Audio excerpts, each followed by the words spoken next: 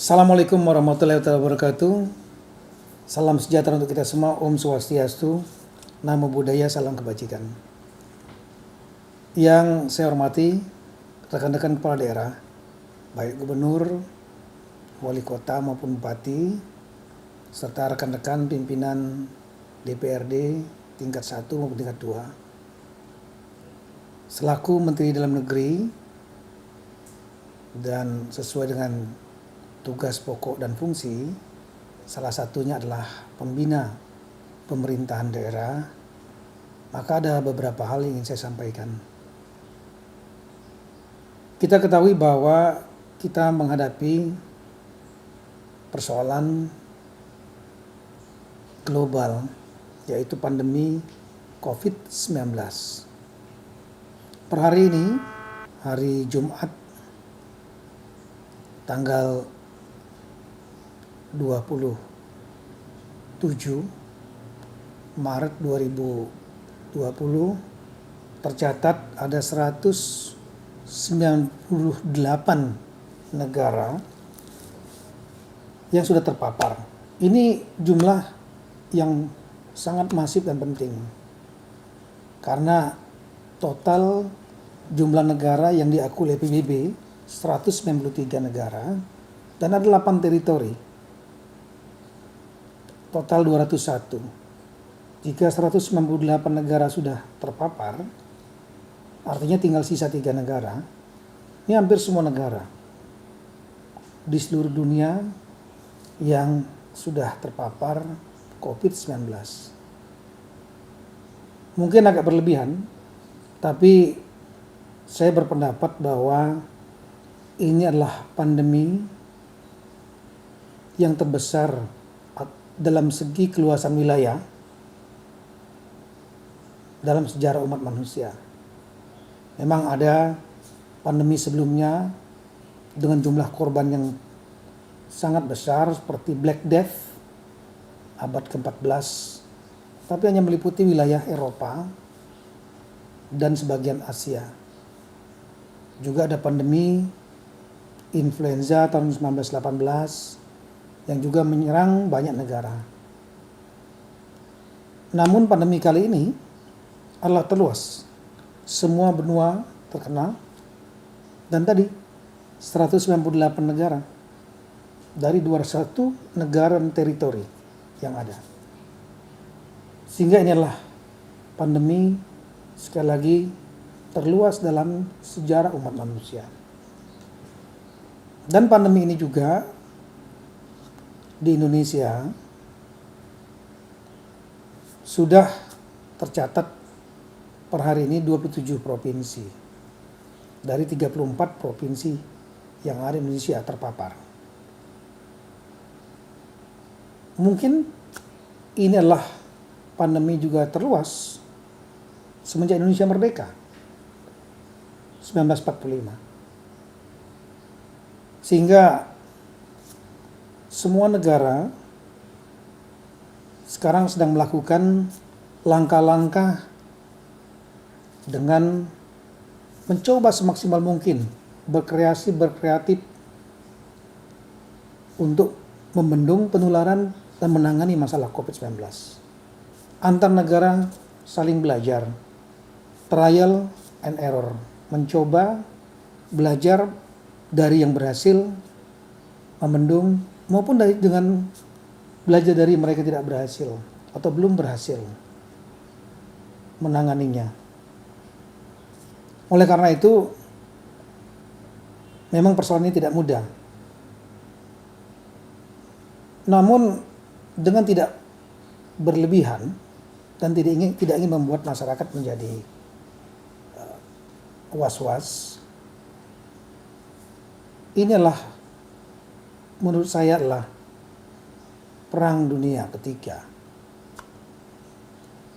Namun lebih sulit Karena Perang Dunia Pertama, Perang Dunia Kedua, itulah perang militer yang memiliki batasan-batasan. Jumlah negara yang terlibat dalam Perang Dunia Pertama, Perang Dunia Kedua, tidak sebanyak dengan perang kita menghadapi COVID-19 yang melanda hampir semua negara di dunia. Jika perang militer, kita jelas lawannya bersenjata, kombatan, dan juga mereka mentarget sesuai dengan prinsip-prinsip perang internasional. Mereka memilih target terutama adalah kombatan. Sedangkan non-kombatan, masyarakat sipil, tidak boleh untuk diserang.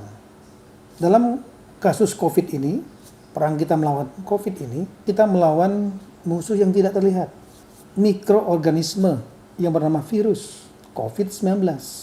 Kemudian mereka juga menyerang tanpa membedakan kombatan atau non-kombatan. Mereka tidak melihat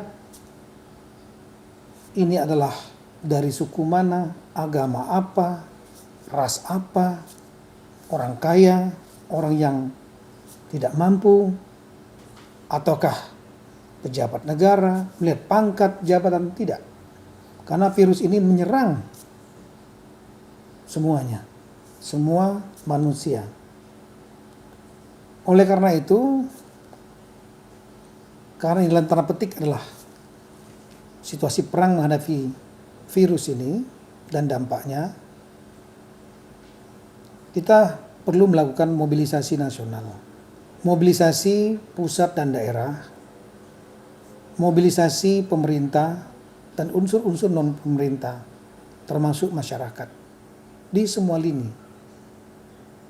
Ibarat perang, maka Sun Tzu mengatakan, know your enemy, know yourself, and you will win in 1,000 battles. Kenali musuhmu, kenali dirimu sendiri dengan segala kemampuannya, dan baru kita bisa memenangkan 1000 peperangan. COVID-19 memiliki kekuatan. Kekuatannya adalah kecepatan penularannya. Kita tahu dalam buku-buku atau dokumen yang dikeluarkan dari penelitian terhadap COVID-19 ini, termasuk diantaranya adalah beberapa dokumen dari Tim Kesehatan Nasional Pemerintahan Tiongkok. Ada 3 jenis cara penularannya. Mulai dari droplet atau percikan ketika bersin atau batuk, yang kemudian menulari atau hinggap di bagian tubuh dari orang lain, dari yang positif ke yang negatif, sehingga akhirnya terhisap masuk ke dalam tubuh dari yang negatif, akhirnya menjadi positif. Kemudian yang kedua adalah melalui kontak fisik, baik kontak fisik langsung, salaman, pelukan, dan cara-cara kontak fisik langsung lainnya. Di samping itu yang lebih sulit adalah melalui kontak dengan objek, karena virus ini memiliki kemampuan survive, kemampuan hidup di objek-objek tertentu. Ini akan sulit bagi kita. Kenapa? Karena yang positif memegang barang, dia memegang handphone, kemudian handphonenya dipegang oleh yang lainnya, dia menyentuh permukaan meja, kaca seperti ini, kemudian disentuh oleh orang lain yang negatif. Ini akan bisa tertular dengan mudah. Bahkan melalui piring, sendok yang dipegang oleh orang yang positif, kemudian dipegang oleh orang yang negatif bisa tertular. Yang ketiga, menurut beberapa penelitian juga yang disebut dengan transmisi aerosol. Ketika terjadi bersin, batuk, dan lain-lain, kemudian virus ini membuat partikel padat atau menyentuh partikel padat debu misalnya, dan kemudian terhisap oleh orang yang negatif, dapat menjadi positif. Tidak heran dalam waktu 3 bulan semenjak Desember sampai dengan bulan Maret, 196 negara dapat tertular. Bayangkan kalau epicentrumnya ada di Wuhan, ribuan kilometer yang ada di Amerika Selatan, ribuan kilometer yang ada di Eropa, ini semua tertular dengan cepat karena sistem transportasi yang maju, sistem mobilitas orang atau barang yang sangat cepat.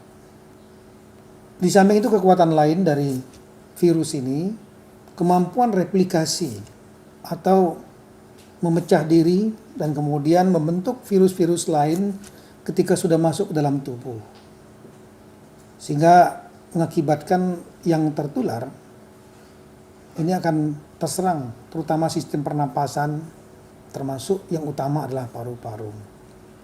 Nah, inilah beberapa kekuatan dari virus ini, yaitu daya penularannya dan daya replikasinya yang sangat cepat. Sebaliknya, virus ini juga memiliki beberapa kelemahan. Dalam buku hasil penelitian Tim Kesehatan Nasional Tiongkok, setidaknya ada 7 hal yang membuat virus ini lemah atau sensitif. Yang pertama adalah ultraviolet, kemudian dipanaskan pada suhu 56 derajat Celcius selama 30 menit. Kemudian juga tidak kuat dengan lipid solvent atau pelarut lemak, sabun, jenis sabun apapun juga. Tidak kuat juga terhadap etanol atau etil alkohol 75%. Tidak kuat juga dengan desinfektan yang mengandung klorin, pemutih, zat-zat pemutih. Kemudian tidak kuat juga dengan asam perasetik, asam keras, katakanlah seperti karbol untuk pembersih lantai, dan juga dengan kloroform. Jadi dia ada kekuatan dan juga ada kelemahan. Kita harus paham dengan sifat-sifat daripada virus ini. Nah, oleh karena itu, rekan-rekan sekalian, upaya yang kita harus lakukan dengan tingkat penyebaran yang cukup tinggi dan mudahnya penularan ini, kita harus berusaha membendung penularan. Yang kedua, kita harus memperkuat daya tahan tubuh. Karena kita memiliki sistem kekebalan antibodi dalam tubuh kita. 2 upaya ini harus dilakukan. Sekali lagi, bagaimana kita melakukan upaya untuk membendung, jangan sampai terjadi penyebaran penularan. Yang kedua, memperkuat pertahanan tubuh kita, sistem kekebalan, jika case-nya adalah tertular. Untuk melakukan upaya membendung penyebaran ini, memerlukan upaya dari setiap orang untuk memproteksi dirinya sendiri, setiap komunitas memproteksi dirinya, dan kemudian kebijakan publik dari pemerintah. Oleh karena itu, setiap orang harus mencegah jangan sampai tertular. Mulai dari sarung tangan misalnya, mencuci tangan dengan sabun, ketika menyentuh objek-objek yang kita curigai tidak tahu itu mengandung virus ini atau tidak, terutama dengan sabun ya, desinfektan, alkohol, atau cara-cara lain. Kita menutup dengan masker supaya bagi yang tertular tidak sampai menularkan kepada yang lain, dan upaya-upaya protektif lain pribadi masing-masing.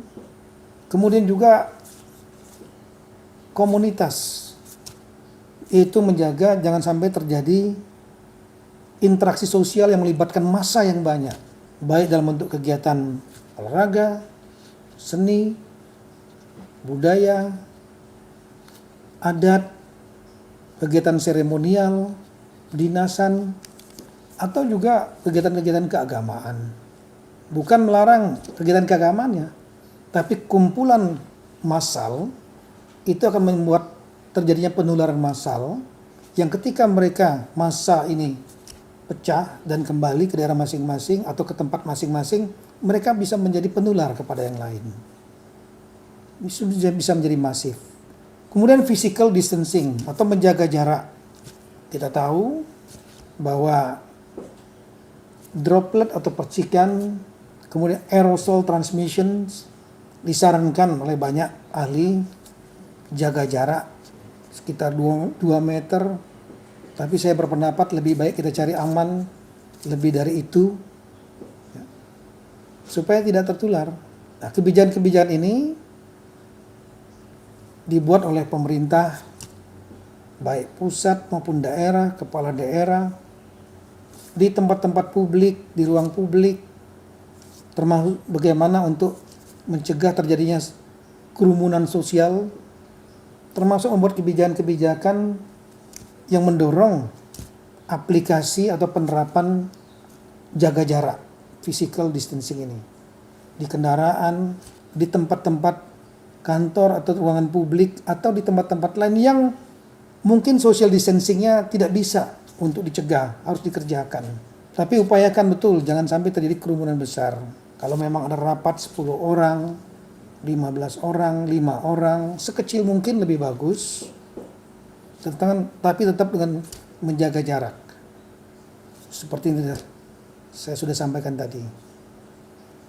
Nah, kemudian sekali lagi pemerintah pusat membuat kebijakan-kebijakan, tapi ini harus di follow up dan dikerjakan juga oleh pemerintah daerah. Karena sekali lagi perang COVID-19 adalah perang total kita terhadap virus ini, terhadap cara penularannya, terhadap dampak kepada kesehatan kita, termasuk kesehatan publik. Untuk itu, maka para kepala daerah harus memiliki sense of crisis. Inilah krisis dunia, krisis nasional yang dapat berdampak kepada kesehatan publik dan juga dapat berdampak kepada lanjutannya ya, masalah ekonomi misalnya. Untuk itulah saya minta rekan-rekan kepala daerah selain memiliki rasa bahwa inilah suatu krisis, segera untuk mengambil alih kepemimpinan dalam perang di daerah masing-masing dengan menjadi kepala gugus tugas daerah masing-masing. Jadi jangan diserahkan kepada sekda atau serahkan kepada unsur-unsur lain. Kepala daerah, para gubernur, bupati, wali kota harus menjadi kepala gugus tugas di daerah. Di bawah komando kepala pusat gugus tugas percepatan penanganan COVID-19. Kenapa? Karena kepala daerah memiliki full power, memiliki sumber daya, resources, memiliki kewenangan yang lebih dibanding unsur-unsur lain di daerah. Bentuk betul gugus tugas ini agar bisa bekerja secara maksimal. Ada pembagian tugas. Siapa yang melakukan sosialisasi, edukasi, siapa yang melaksanakan tracing, tracking, siapa yang melakukan mitigasi, pemeriksaan kepada mereka yang ODP mungkin, penanganan terhadap pasien PDP, mempersiapkan sarana prasarana yang diperlukan. Nah, ini harus betul-betul ditangani serius oleh rekan-rekan kepala daerah. Ada banyak cara mungkin yang bisa dikerjakan rekan-rekan kepala daerah. Yang pertama tentunya adalah bagaimana untuk mencegah terjadinya penularan tadi. Kebijakan-kebijakan untuk proteksi warga masing-masing dengan cara sosialisasi agar masyarakat betul-betul paham mengenai cara penularan dan bahaya ketika sudah masuk dalam tubuh, mereplikasi itu berdampak yang cukup serius kepada warga kita. Kita lebih baik berpikir overestimate atau berpikir lebih daripada kita underestimate atau menganggap ini adalah masalah terlalu sederhana. Ketika kita berpikir overestimate, maka kita siapkan termasuk dengan worst scenario. Ketika terjadi worst scenario, kita tidak terdadak. Kita bisa mengantisipasi dengan baik. Tapi kalau kita berpikir underestimate, maka persiapan kita, sosialisasi, pencegahan, dan kemudian kebijakan yang kita buat untuk social and physical distancing, termasuk juga penyiapan sarana prasarana untuk perawatan, ini menjadi minimal. Ketika terjadi keadaan di luar prediksi, maka tidak siap.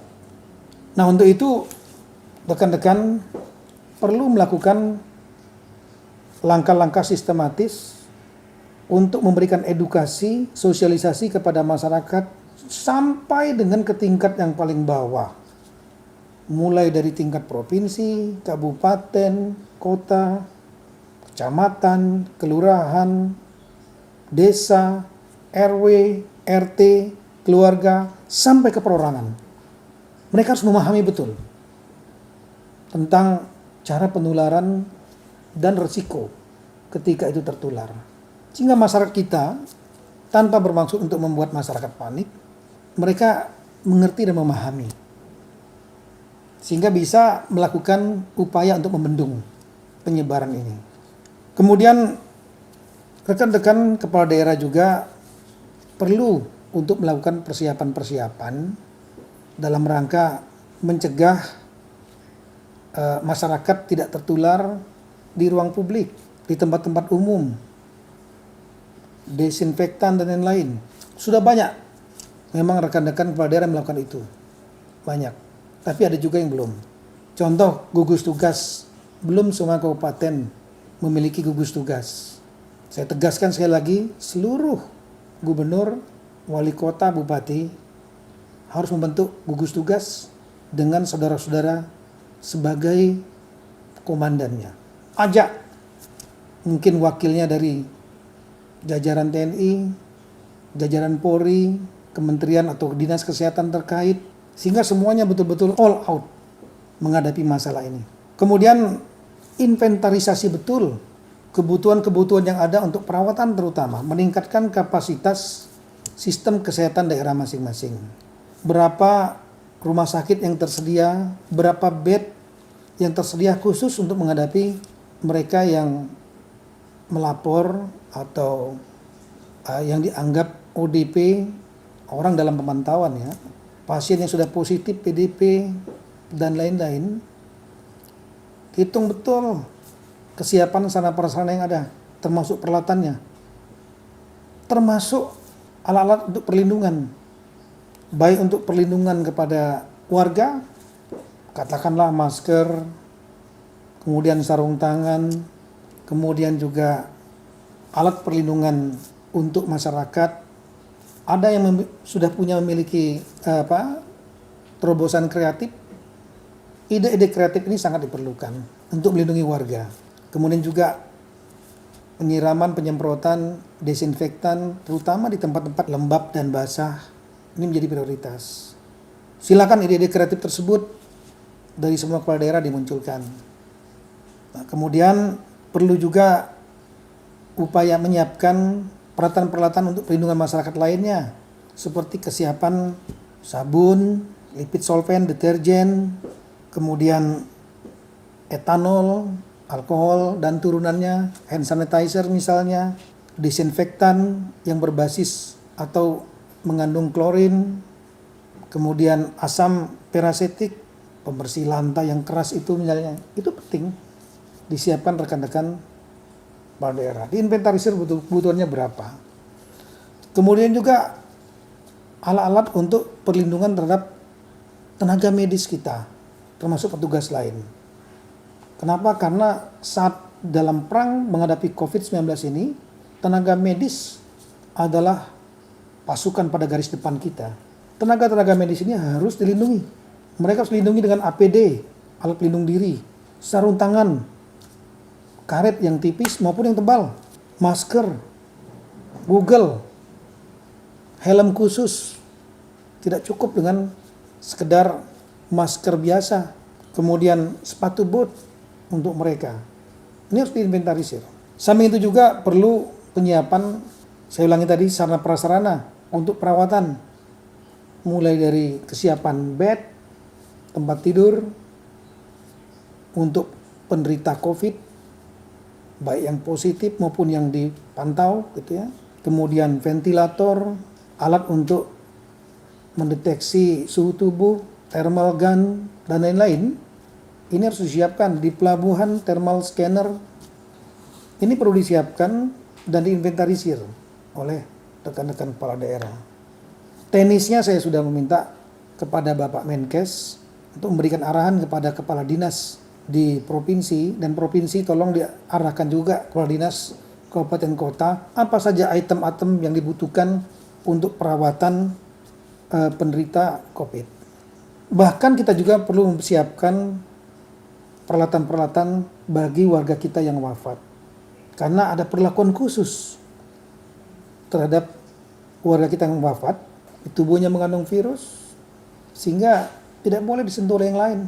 Kantong mayat, plastik, peti mati baik dalam kayu maupun yang produk yang dari non kayu tapi aman, ada spesifikasi khusus untuk itu, termasuk tempat untuk dikuburkan, dimakamkan.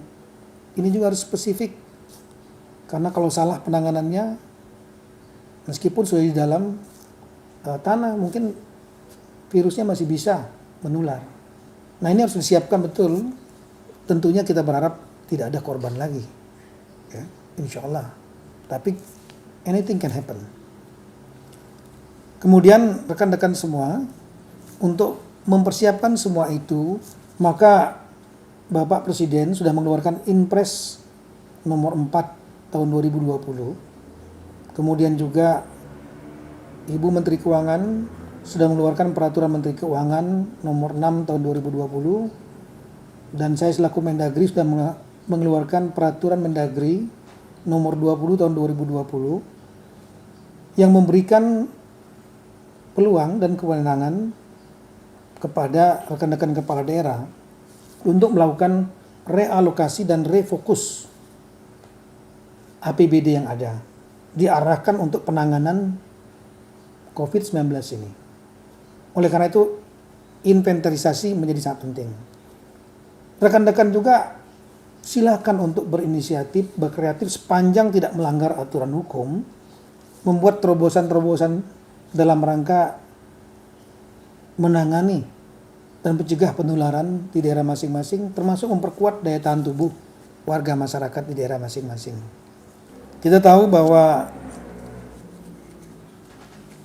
ada hal yang bisa dikerjakan oleh pemerintah daerah, ada juga yang dikerjakan oleh pemerintah pusat.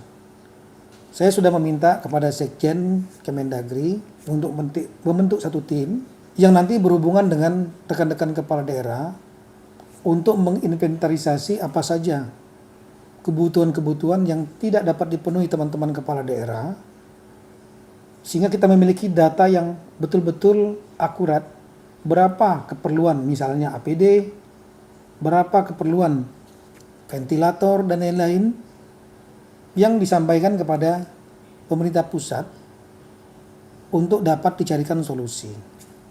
Tapi terobosan kreatif dari rekan-rekan juga untuk pengadaan alat-alat tersebut sepanjang bisa dikerjakan tidak melanggar undang-undang, tentu dipersilakan.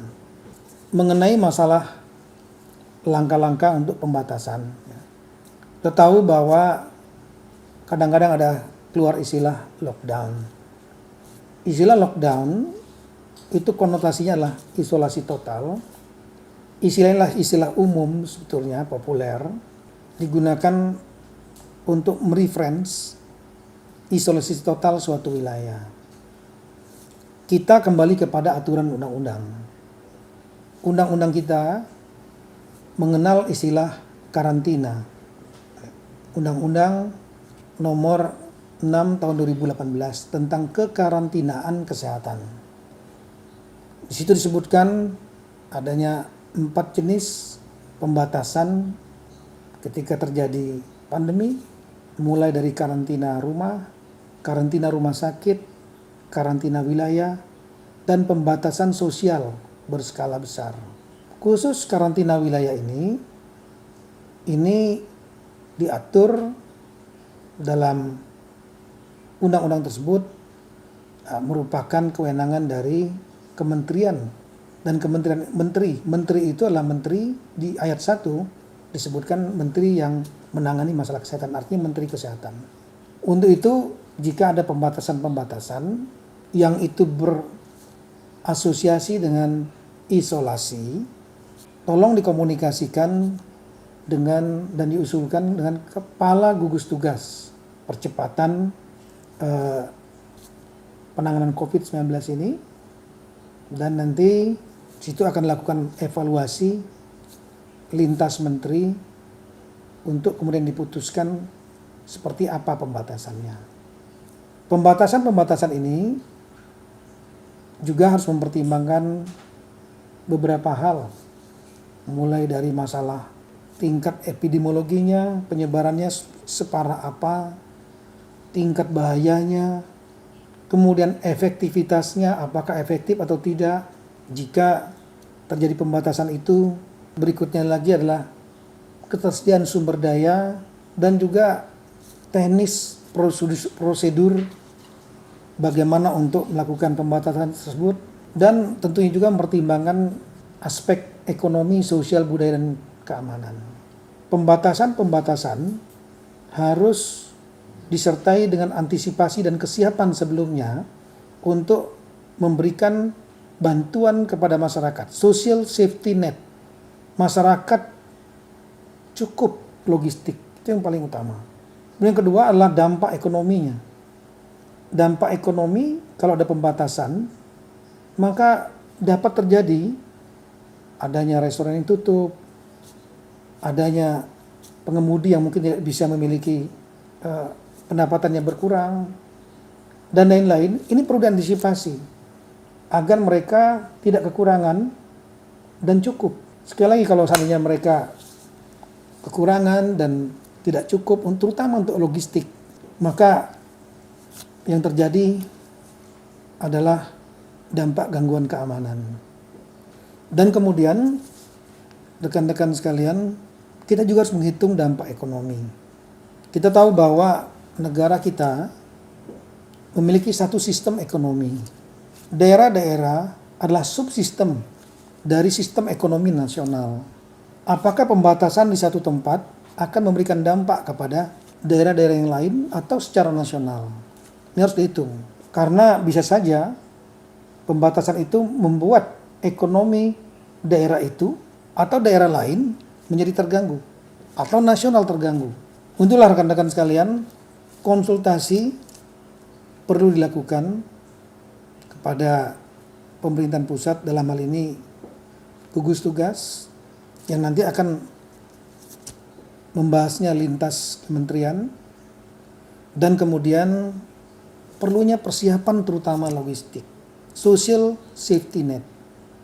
Oleh karena itulah maka APBD yang direalokasikan, direfokuskan terutama pada satu, peningkatan kapasitas kesehatan termasuk perlindungan kesehatan warga. Yang kedua adalah memberikan bantuan sosial atau social safety net, jaring pengaman sosial terutama bagi masyarakat yang kurang mampu. Dan yang ketiga, kita harus mendorong dunia usaha tetap hidup, baik usaha besar dengan kebijakan-kebijakan maupun usaha menengah, UMKM, dan juga usaha-usaha mikro, usaha kecil. Kita harus berusaha untuk menghidupkan mereka. Memang tidak mudah. Ada semacam zero sum game antara kesehatan publik, public health, dengan kehidupan roda ekonomi. Mengutamakan kesehatan publik dapat mengorbankan ekonomi, dan ketika ekonomi jatuh itu akan berdampak kepada upaya untuk menjaga dan menyelamatkan kesehatan publik.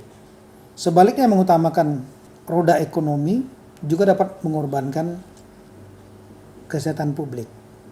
Oleh karena itu, rekan-rekan sekalian, kita harus menjaga dua-duanya.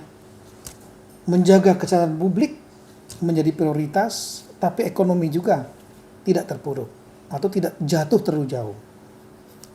Nah, ini salah satu di antaranya adalah kita berinisiatif untuk mengambil peluang dari situasi, katakanlah dalam tanda petik, perang terhadap COVID-19 ini. Indonesia memiliki sumber daya yang banyak. Kita dapat berinisiatif di daerah masing-masing mungkin. Kalau tidak ada vitamin C atau vitamin-vitamin lain dalam bentuk tablet, kita memiliki buah-buahan yang mengandung vitamin C yang banyak. Kita tidak memiliki vitamin dalam bentuk tablet. Kita tahu bahwa sinar matahari pagi terutama untuk meningkatkan vitamin D. Hal lain saya kira misalnya logistik, rekan-rekan sekalian, kalau memang kesulitan logistik, masyarakat kita banyak yang bisa kita dorong untuk menanam tanaman pangan yang dapat dimanfaatkan oleh masyarakat. Katakanlah tanaman-tanaman ubi, sayuran, dan lain-lain. Sehingga ketika worst scenario kita menghadapi kesulitan masalah pangan, masyarakat kita sudah siap. Dengan upaya mereka masing-masing didorong oleh pemerintah. Negara kita adalah negara tropis, negara yang subur. Apa saja ditanam bisa tumbuh, kira-kira begitu. Nah, jadi ini bisa dapat dimanfaatkan oleh masyarakat untuk memperkuat ketahanan pangan masyarakat. Saya kira itu rekan-rekan sekalian yang ingin saya sampaikan pada kesempatan ini. Sekali lagi, ini waktunya bagi kita untuk bersatu. Bagi bangsa ini untuk bersatu tanpa membedakan suku, agama, ras, pusat, daerah, dan semua elemen masyarakat bersatu padu untuk menghadapi perang COVID-19 ini. Hanya dengan kita bersatu, tidak usah saling menyalahkan, dan semua berkontribusi, maka kita insya Allah dapat melalui cobaan terhadap bangsa kita ini. Dan kerjasama internasional menjadi sangat penting. Bahkan negara di dunia pun tidak bisa bekerja dengan sendiri. Katakanlah satu negara mampu untuk meredam penyebaran, dia melakukan lockdown dan lain-lain. Tapi negara lain terjadi penyebaran. Ketika pada waktunya dia membuka negaranya, tapi negara lain yang dari tempat yang terjadi penyebaran masuk ke negara itu, maka negara itu juga tidak akan lepas dari penyebaran berikutnya. Kita tahu bagaimana efek pingpong bisa terjadi.